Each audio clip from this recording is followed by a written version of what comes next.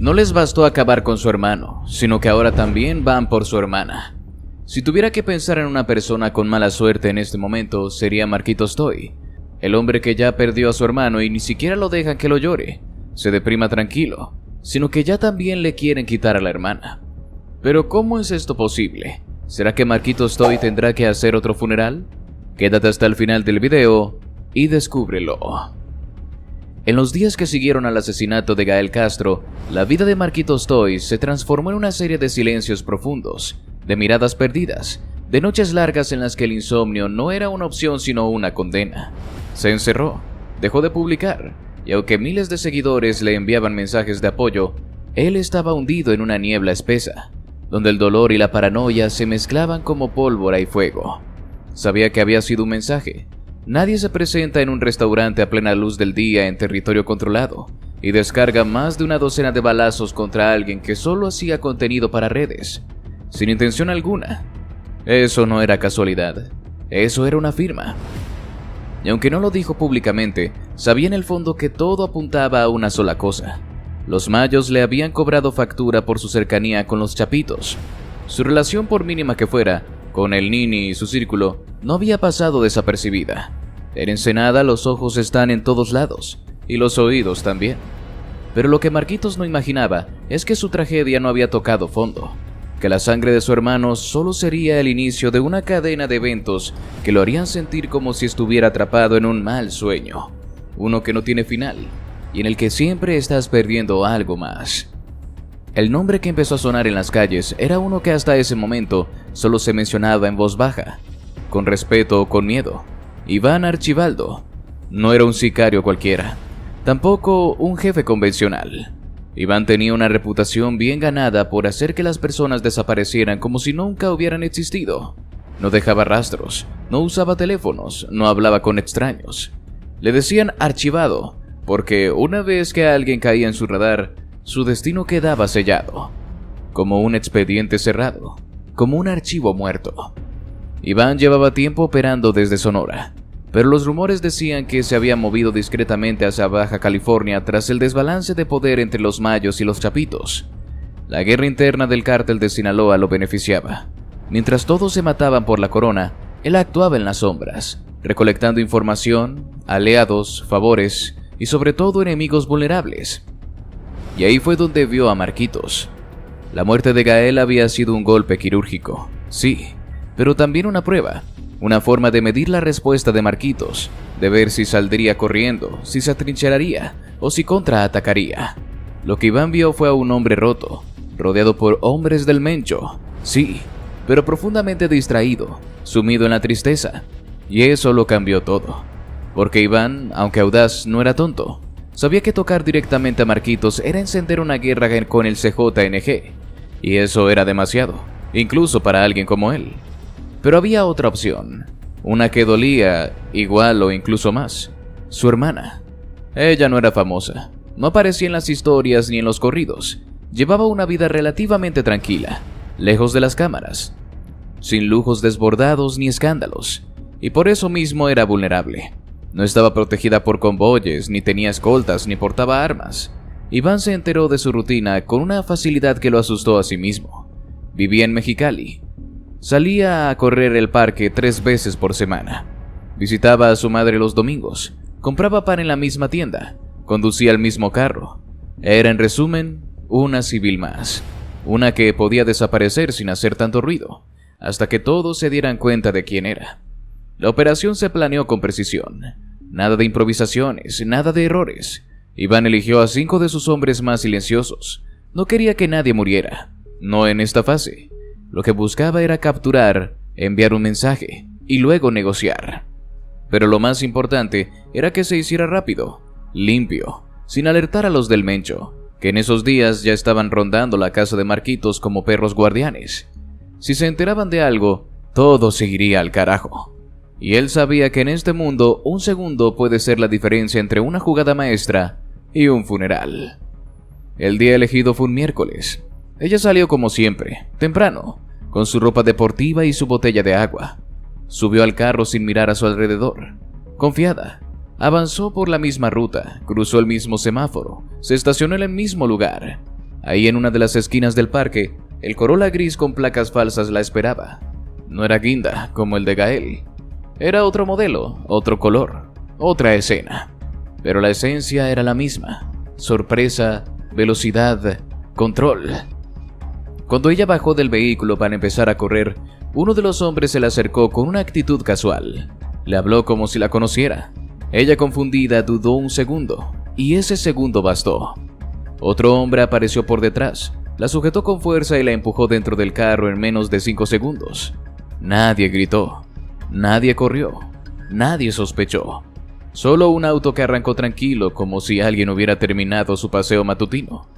El primer aviso llegó 1 hora después. Un mensaje de voz, sin rostro, sin firma. Solo una voz distorsionada que decía: tienes exactamente 48 horas para responder. ¿Sabes con quién estás hablando? Si quieres volver a verla, guarda silencio y no llames a nadie. Marquitos estaba en shock. No lo podía creer. Primero su hermano, ahora su hermana. Era como si el universo se estuviera ensañando con su familia. Pero esto era más que eso. Esto era personal. Al escuchar el mensaje, lo primero que hizo fue levantar la mirada y buscar a sus escoltas. Los hombres del Mencho estaban ahí, firmes, pero incluso ellos se mostraron tensos. Sabían que un movimiento en falso podía costar vidas, no solo la de ellas, sino la de todos los involucrados. Se activaron protocolos, llamadas cifradas, localización de dispositivos, intervención de drones. El CJNG no era una pandilla de barrio, era un ejército. Pero Iván Archivado jugaba en otra liga, una sin rastros, una sin dirección. Durante las siguientes horas, Marquitos apenas comió, apenas habló. Solo preguntaba una y otra vez: ¿está viva? ¿Está bien? Nadie podía responderle. La incertidumbre era un tormento, el silencio un castigo. La paranoia se había instalado como huésped en su cabeza. Sabía que Iván no iba a quedarse tranquilo. Aquel hombre no era un narco común. No gritaba, no amenazaba en redes, no mandaba sicarios con fusiles dorados. Era frío, preciso, como un bisturí que corta sin hacer ruido. Y ahora, después de haberlo humillado, después de haberle arrebatado su trofeo, después de haber desafiado su nombre en el norte, sabía que la venganza no era una posibilidad, era una certeza. Los días pasaron como si el reloj se burlara. 1, 2, 3... nada. Solo miradas desconfiadas entre sus escoltas, revisiones a los vehículos, vuelos de drones por los techos, hasta que llegó el 4.º día, y con él el sobre. Era un sobre amarillo, grande, sellado con cinta de oficina, sin remitente, sin marca. Nadie vio quién lo dejó. Solo apareció como esas cosas que surgen en el momento exacto en el que se empieza a bajar la guardia. Estaba colocado con precisión milimétrica en la entrada de la propiedad, justo debajo de la cámara que cubría la reja principal. Pero no había grabación, ni una sola imagen del momento en que fue puesto ahí. Revisaron una y otra vez. Nada. Como si alguien hubiera borrado el instante mismo de la existencia. Marquitos no lo abrió de inmediato. Se quedó mirándolo, con el corazón acelerado, los labios resecos, las manos heladas. Sus escoltas lo rodeaban, tensos. Uno de ellos quiso revisarlo primero, pero Marquitos negó con la cabeza. «Es para mí», dijo, y lo tomó con cuidado, como si adentro hubiera una bomba o algo peor. Y lo era, porque el contenido de ese sobre iba a partirle el alma de una forma que ni siquiera los disparos en el pecho de su hermano lo habían hecho. Dentro había una carta, escrita a mano, con una caligrafía que parecía sacada de un cuaderno escolar, sin lujos, sin florituras, pero con una precisión quirúrgica en cada palabra. También había una USB, y al fondo del sobre una sola bala, una .9 milímetros, reluciente, limpia. No era amenaza, era mensaje, y eso lo hizo temblar. La carta decía: «Tú ganaste la primera, pero esto no ha terminado. No te confundas. Lo que tienes contigo es solo el cuerpo, no el alma. Yo aún la tengo. Ella no está completa. Hay cosas que solo yo puedo devolver. Y tú, Marquitos, me las debes. Si quieres volverla a verla reír, hablar, dormir tranquila, si quieres que algún día ella olvide lo que vivió, entonces vas a tener que pagar. La cifra es simple: $1.5 millones en efectivo.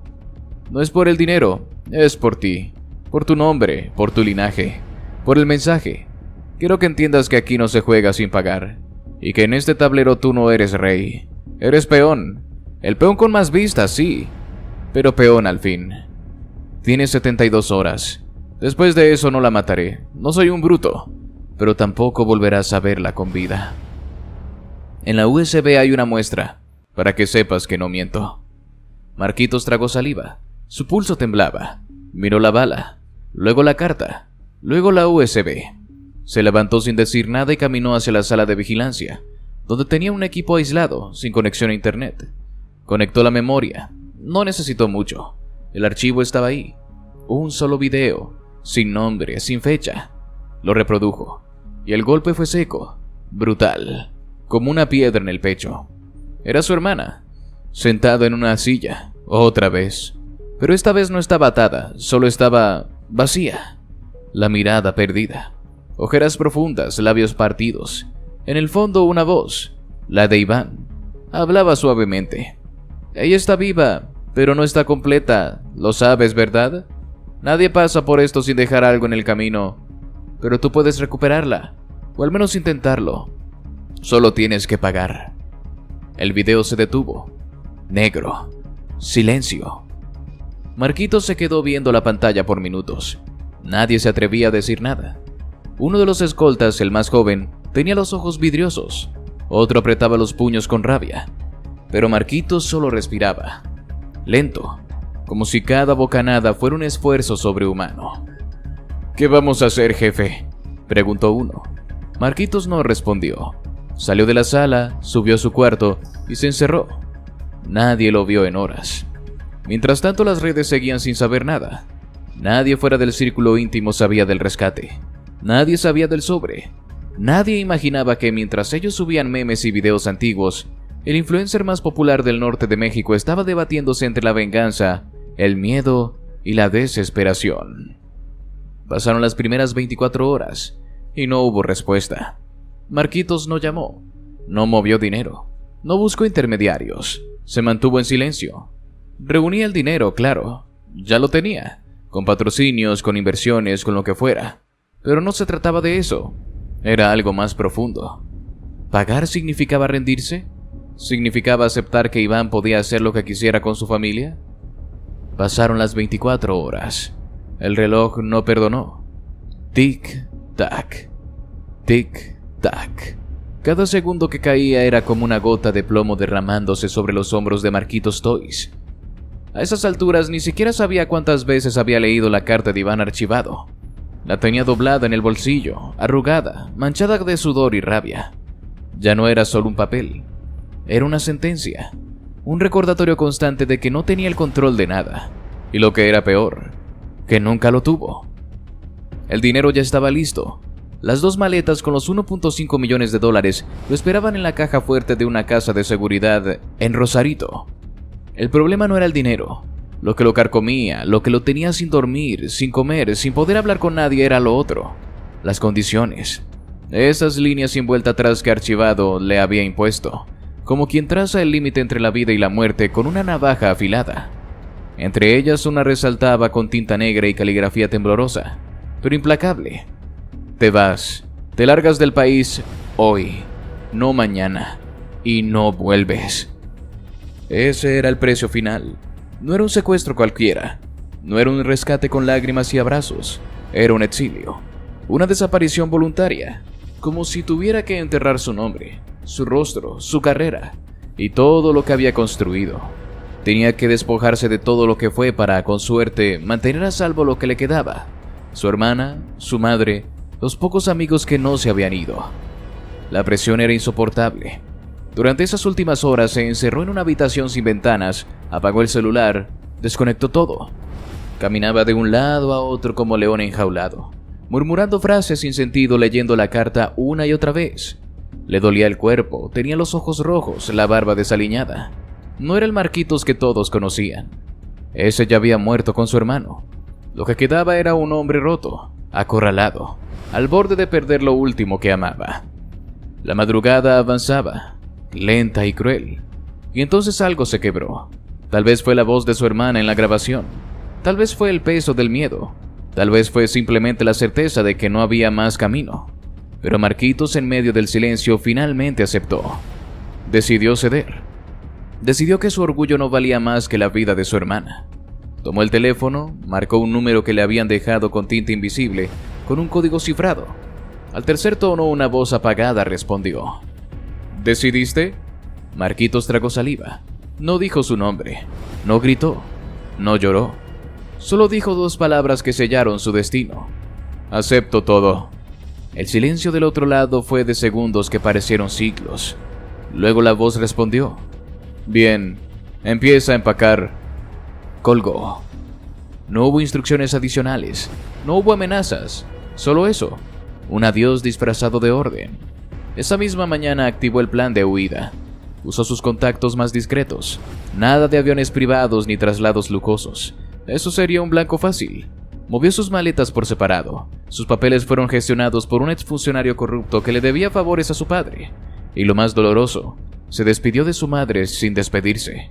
Solo dejó una carta en la cocina, junto al café que ella tomaba todas las mañanas. Una carta con letras temblorosas que decía: Mamá, lo siento. No puedo decirte a dónde voy ni cuándo volveré. Pero si estás leyendo esto es porque ella está contigo. Cuídala. Cuídense. Yo los llevo conmigo donde sea que vaya.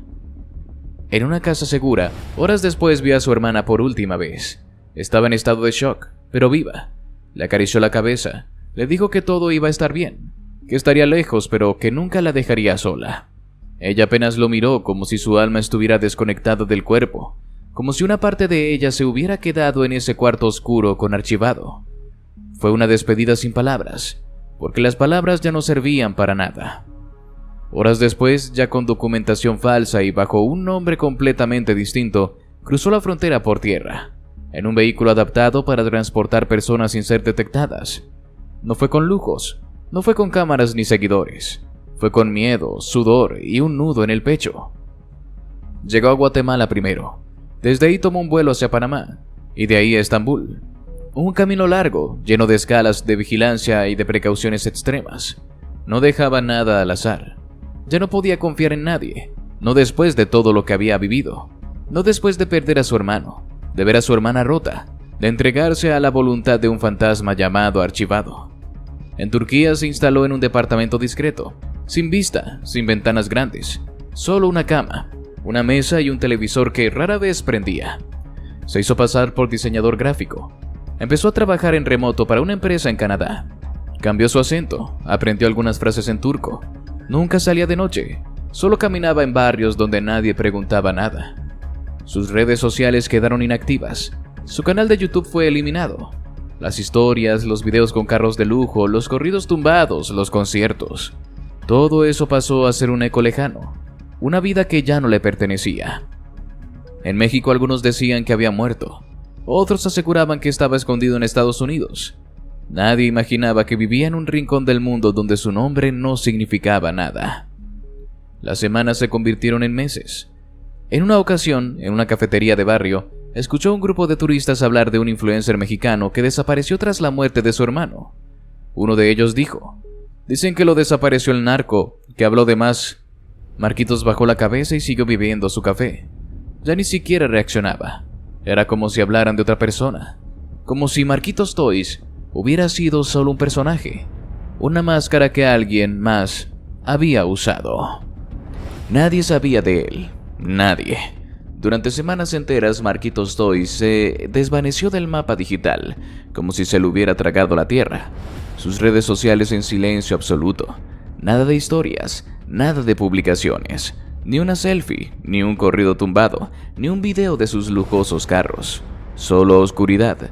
En un mundo donde el ruido constante es la norma, su ausencia fue un grito, y la gente confundida comenzó a murmurar. Algunos decían que había huido del país, otros aseguraban que lo tenían escondido, que lo estaban protegiendo. Hubo quienes lo dieron por muerto, porque en México cuando un influencer se codea con sombras pesadas y su hermano cae a tiros, todo es posible. Pero entonces un domingo cualquiera, Puerto Vallarta se volvió el escenario de algo inesperado.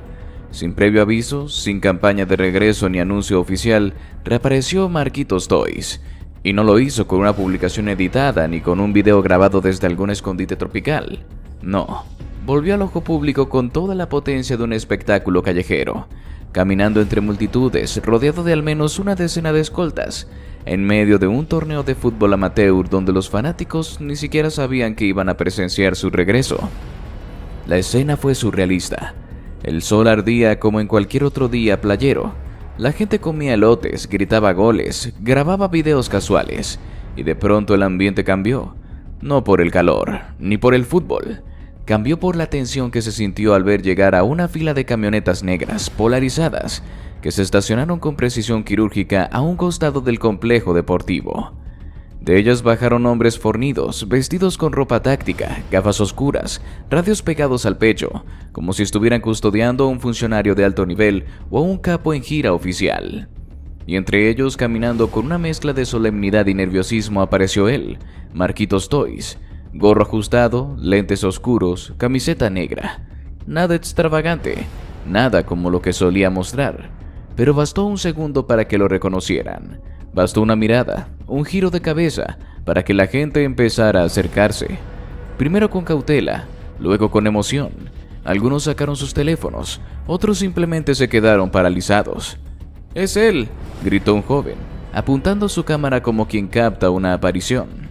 Los fans comenzaron a rodearlo, pero los escoltas impusieron una barrera firme, no agresiva, pero clara. Nadie se acercaba sin control, nadie tocaba, nadie cruzaba palabras sin filtro. Aún así, Marquitos, entre el humo de rumores y la carga de la tragedia que aún le colgaba de los hombros, intentó sonreír. Saludó a varios, permitió que le tomaran fotos desde cierta distancia. Incluso posó con dos niños que le mostraron un cartel hecho a mano que decía «Bienvenido de vuelta, ídolo». Pero su rostro no era el mismo. Se le notaba el peso, no solo en los ojos, que parecían más hundidos de lo normal, sino en la manera de moverse, en la forma en la que apretaba la mandíbula mientras trataba de mostrarse bien. Estaba ahí, sí, pero una parte de él aún seguía escondida. Tal vez en los recuerdos, tal vez en el miedo, tal vez en esa sensación que no se borra nunca cuando sabes que tu nombre fue pronunciado en voz baja por gente que no perdona. La reaparición fue captada por decenas de celulares. No tardó en viralizarse. En cuestión de horas, Twitter, Instagram y TikTok ardían con el video de Marquitos caminando entre la multitud, con los fans gritando su nombre, con la seguridad blindada como si fuera un presidente en visita diplomática.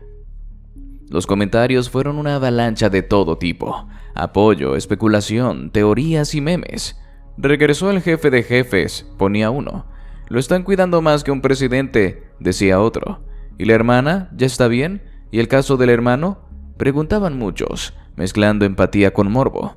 Porque eso era lo que aún pesaba sobre él: la muerte de Gael. Aquel ataque en Ensenada, a plena luz del día, con más de una docena de disparos, no se había olvidado. Fue un mensaje, uno claro, brutal. Y aunque Marquitos nunca lo dijo directamente, todos sabían que la razón por la que había desaparecido estaba escrita en sangre. Había entrado en una guerra que no era suya. O tal vez sí, pero de la que no se podía salir solo apagando la cámara. Ahora, ¿cuál sería el siguiente movimiento de Marquitos Toy? ¿Ahora qué haría? En lo profundo de una finca en las montañas de Jalisco, donde ni las señales de celular se atreven a entrar y los grillos parecen guardar silencio por respeto, una reunión se gestaba lejos del alcance de los radares. No había cámaras, no había teléfonos, no había testigos. Solo los árboles como centinelas y un aire cargado de algo que no era solo humedad. Era tensión, antigua, densa, capaz de paralizar hasta el más valiente. Un convoy discreto pero blindado hasta los dientes se adentró por la brecha de terracería sin emitir una sola palabra. No llevaban luces encendidas, no hacían ruido. Cada conductor sabía exactamente qué hacer, dónde girar, cuándo frenar. En el asiento trasero de la segunda camioneta viajaba Marquitos Toys, con el rostro serio, oculto por una gorra oscura y unos lentes que ya no eran parte de un outfit de influencer, sino una barrera. Ya no quedaba nada del chico alegre que reía en los videos. En su lugar ahora se sentaba un hombre con la mirada endurecida por la pérdida, el miedo y la sed de justicia. Había pasado semanas desaparecido, silencio absoluto, pero no estaba huyendo, estaba planeando. El intento de secuestro a su hermana fue la gota final.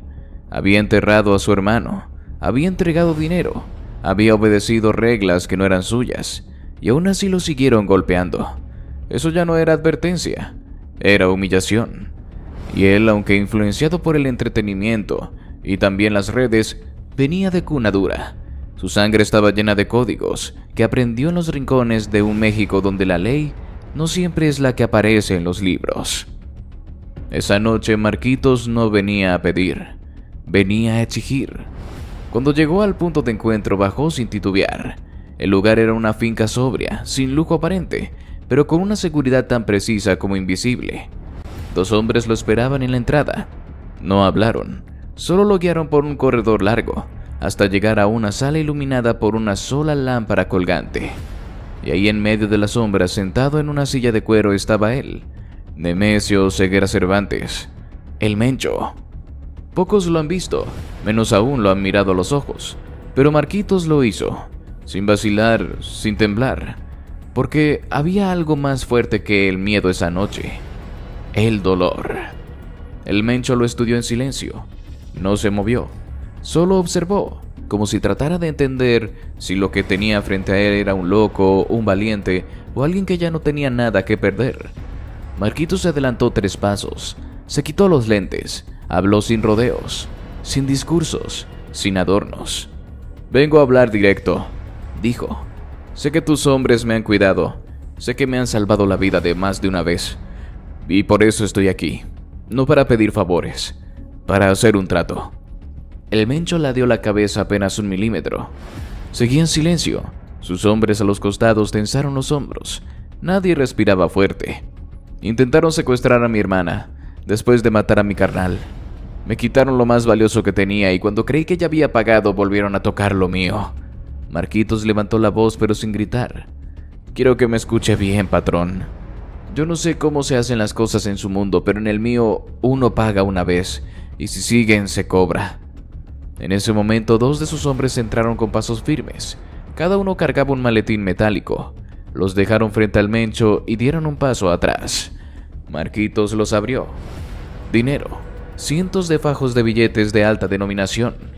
Dólares, sin marcas, sin rastros, sin preguntas. «Aquí hay más de lo que cualquier rata vale. No quiero saber los detalles, no me importa el método. Solo quiero resultados». Luego lo miró directo, clavando los ojos como cuchillos. «Dame las cabezas de los 3 cabrones que intentaron llevársela, y quiero que sea en menos de 24 horas. Por un instante todo quedó en pausa. Los grillos seguían callados, el viento parecía detenerse. Nadie se atrevía a decir una palabra. El Mencho, sin dejar de mirar los maletines, finalmente habló. «¿Y por qué crees que puedes venir aquí a poner tiempos?» Marquitos no pestañeó. «Porque ya no me queda nada. Y a los hombres sin nada, patrón, hay que tenerles miedo». El Mencho sonrió, no una sonrisa de burla, una pequeña, casi imperceptible, como quien se encuentra con algo inesperado y lo respeta por lo que es. «Eres valiente», dijo, «y los valientes duran poco, pero me caes bien, chamaco. Me caes bien porque sabes hablar con el pecho, y porque me trajiste lo único que aún mueve gente en este país». Tocó el maletín. «Dinero y rabia». Guardó el silencio unos segundos más. Luego sintió con la cabeza. «Estás pidiendo algo caro, pero justo. Lo voy a hacer, porque me sirve, porque así mando mi propio mensaje, y porque nadie ni siquiera en mi nombre tiene derecho a tocar a los míos sin permiso». Marquitos bajó un poco la cabeza con respeto. No agradeció, no celebró, solo se giró con la misma firmeza con la que había llegado. «Entonces nos vemos cuando ya esté hecho», dijo antes de salir. El Mencho no respondió. Esa noche Marquitos se fue de la finca sin mirar atrás. No sabía si lo iban a cumplir, no sabía si acababa de firmar su sentencia de muerte, pero había hecho lo que tenía que hacer: poner las cartas sobre la mesa, jugárselas todas. Volvió a su escondite, se encerró, apagó las luces y esperó. ¿Será que el Mencho cumplirá? ¿O se rajará y solo se quedará con ese dinero? El Mencho no era un tipo común. No necesitaba gritar para que el mundo temblara. Su palabra no era una sugerencia, era una sentencia. Y lo que acababa de escuchar de Marquitos no solo lo había sorprendido, lo había movido. No porque se tratara de un influencer, no porque trajera dinero, sino porque en los ojos de ese muchacho había visto algo que no se finge. Rabia pura. Rabia con propósito. Una rabia que no busca fama, sino venganza. Y esa, pensó, es la más peligrosa de todas. Se quedó mirando los maletines unos segundos más. Luego, sin necesidad de alzar la voz, chasqueó los dedos. Uno de sus hombres más cercanos, un tipo que solo respondía por radio con sílabas y movimientos, salió por una puerta lateral. No preguntó, no dudó. Sabía lo que eso significaba. El patrón había dado luz verde, y cuando el patrón daba luz verde, los demonios salían a caminar. A los 15 minutos la finca ya no estaba en silencio. 5 camionetas se estacionaron sin ruido frente al portón de la parte trasera. De ellas bajaron 5 hombres. No eran cualquiera. Cada uno de ellos tenía un alias que no se pronunciaba en voz alta en ninguna celda de México. No eran famosos, pero en los círculos donde el poder no se mide en seguidores sino en cuerpos, eran leyendas vivas. Ninguno pasaba de los 40. Todos con rostros marcados por el fuego y los años. Todos con ojos que ya no veían el mundo. Solo los blancos. El primero se llamaba El Polo. Silencioso, alto, sin expresión. Se sabía que podía pasar días enteros metido en una casa sin moverse, sin hablar, esperando que un blanco saliera por la puerta. Tenía una paciencia inhumana. El segundo, La Chispa, era experto en explosivos. Lo habían sacado del ejército años atrás por hacer volar media sierra de Chihuahua en un operativo fallido. Desde entonces se le perdió el rastro. El Mencho lo recuperó, lo reeducó y lo convirtió en un arma. El tercero, El Garza, era un francotirador de precisión milimétrica. Contaban que una vez le voló el anillo a un político de Sinaloa sin herirle el dedo, solo para mandar un mensaje. El cuarto, Chalino, no hablaba. Nunca. Nadie sabía cómo sonaba su voz. Pero su habilidad era entrar a casas como si fuera un suspiro y salir sin ser visto, dejando solo silencio y sangre. Y el último, Lentes, era el más joven. Tenía apenas 28 años, pero ya acumulaba más experiencia de campo que muchos coroneles. Era estratega, frío, y tenía una mirada que incomodaba hasta a sus propios compañeros. Entraron en fila, no saludaron, no preguntaron. Se colocaron frente al Mencho como si ya supieran que el infierno estaba a punto de abrirse. El Mencho los miró uno por uno. Luego, con un movimiento lento, levantó uno de los maletines y lo lanzó al centro de la sala. El golpe metálico retumbó como un disparo. «Ya saben qué hacer», dijo. Eso fue todo. No hubo nombres, no hubo mapas, no hubo fotografías. Pero los 5 ya estaban al tanto, porque cuando algo llega al oído del patrón, el eco baja por toda la estructura. Ellos sabían quién había sido, sabían que era una deuda pendiente, sabían que esa misión no era una más, era una cuestión de orgullo, de código, de honor. Porque cuando alguien como Marquitos Toys, alguien que no pertenece del todo al bajo mundo, acude a pedir justicia y lo hace con respeto, con sangre en las manos y con la cabeza en alto, el Mencho no lo toma a la ligera. Los 5 salieron sin mirar atrás. El maletín se fue con ellos. Esa misma noche, cada uno tomó una ruta distinta.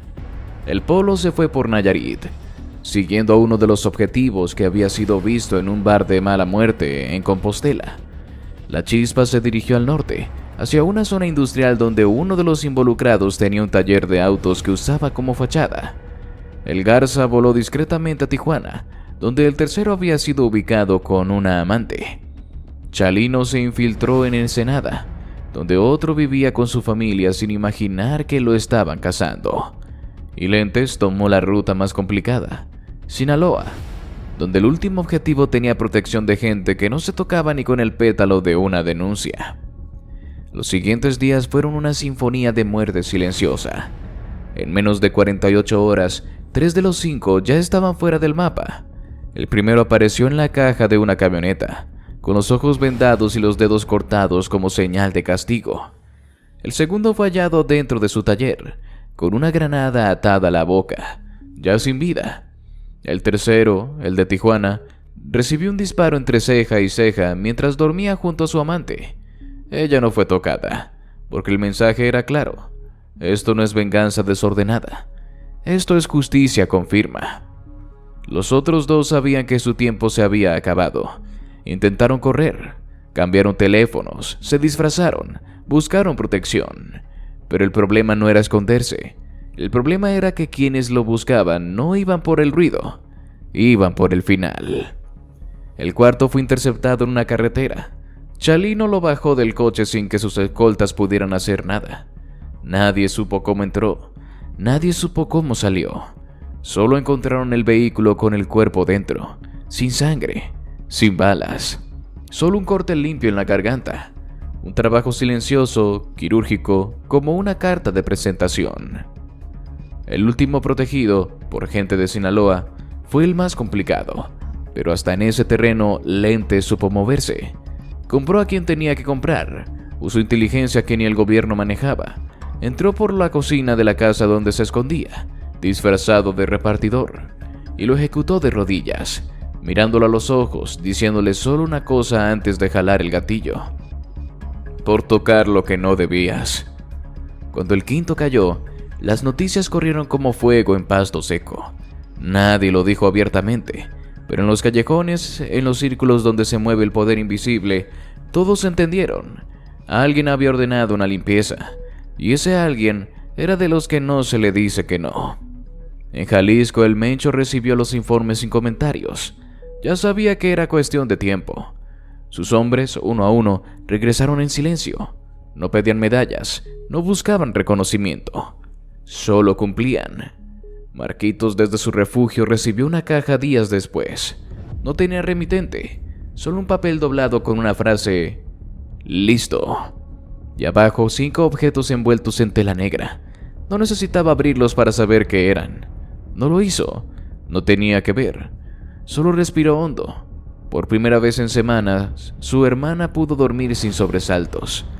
Y él se permitió cerrar los ojos sin esperar un golpe en la puerta. Y así llegamos al final de este video. Si te gustó, te invito a que nos des tu me gusta para seguir haciendo más videos como este. Además de que no olvides suscribirte y activar la campanita para que no te pierdas ninguno de nuestros nuevos videos. Te deseo un gran día. Hasta la próxima.